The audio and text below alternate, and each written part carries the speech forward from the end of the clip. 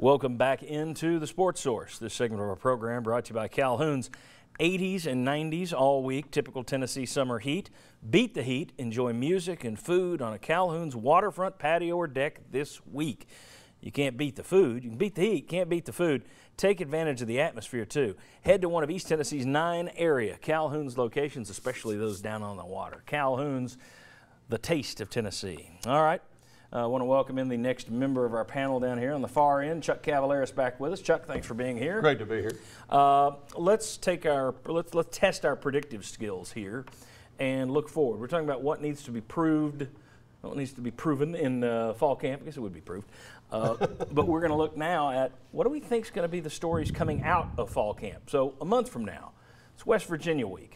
My guess is the quarterback battle is still going to be top story, and my guess, and Chuck, I'll start with you, but my guess would be the debate over who will start is going to be kind of like last year's. I bet it comes down to the wire.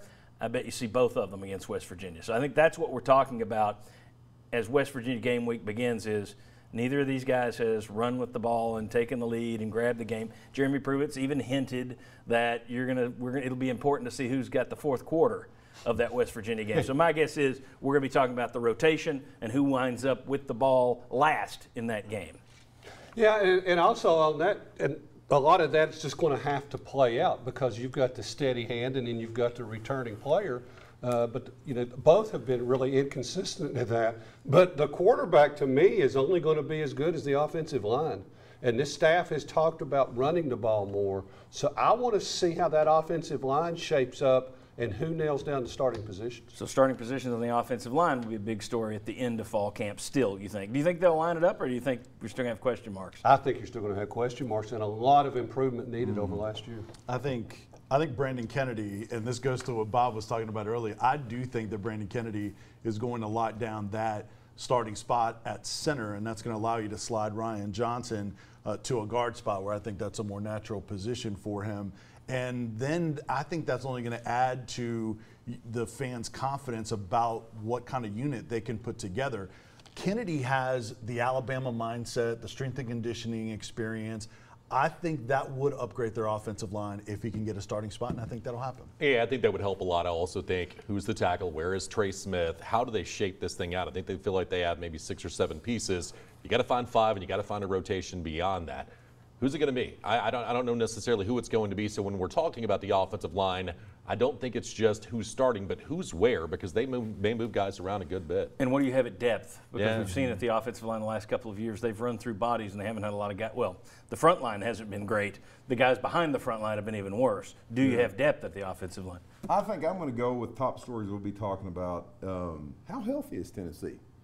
Because you have gotten through the falls in the past couple of years. You've already got guys nicked. You've already got guys out.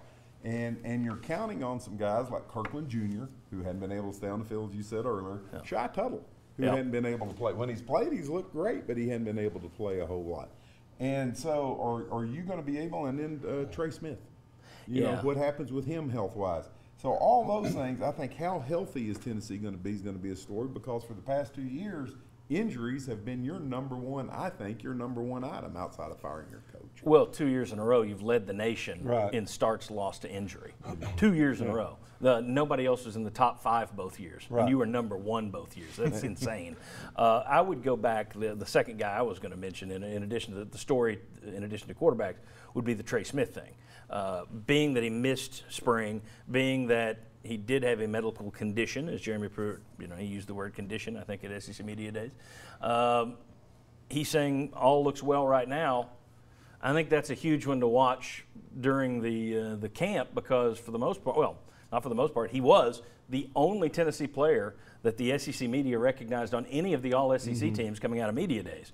He's it. He's your guy going in, and if he's not up to 100% health, if he's not ready to jump back in there and make up for the time he lost, I think that's going to be a huge question mark going into the season. If you get Trey Smith, I mean, you've got with Kennedy and Johnson and him, you've got 2/3 of an offensive line. All of a sudden, it's competitive. And John, real quick, another one I had in mind: who are your quarterbacks going to be, and how are they going to hold up? And are you still talking about moving a talented wide receiver to help you at corner. Right. Well, what do you think is going to happen, though? Well, we're coming out of fall camp. Your prediction is they're going to have those positions lined up, or we're still going to be asking questions? We're still going to be asking questions. Okay, but will we know? That's the biggest thing that I wonder with Jeremy Pruitt is when we get out of fall camp, is he going to go Harbaugh the week of the West Virginia game where we don't know who's starting, we don't know what the depth chart looks like, we don't know anything because, man, the way that he kept everything guarded in spring practice, I just don't know that Jeremy Pruitt's going to be the kind of guy that gives us anything heading into that first game. Yeah, do we get the organizational chart? Yeah. or depth chart at all, yeah. You know, and I think for a first-year coach with a potentially bad team, that kind of stuff is a mistake. It's a bad You want to decision. get your fans involved, get everybody knowing what you're doing. I think if he does go that way, that might be a story into itself. Yeah. I don't think he'll reveal a whole lot. The question is, does he even know what he's got?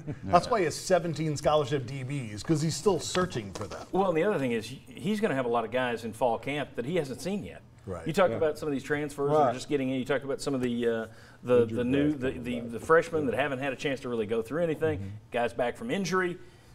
He's got a month to figure out 15 guys that he's never seen before and see what they can contribute to the team. All right, when we come back, we're going to play a little fill in the blank. We're going to talk about position groups. We're going to talk about the coordinators. Then we're going to come back. We're going to talk a little bit about team MVP. Who will that be this year? We got a lot more to come. A lot more to come on the Sports Source. Come on back and join us.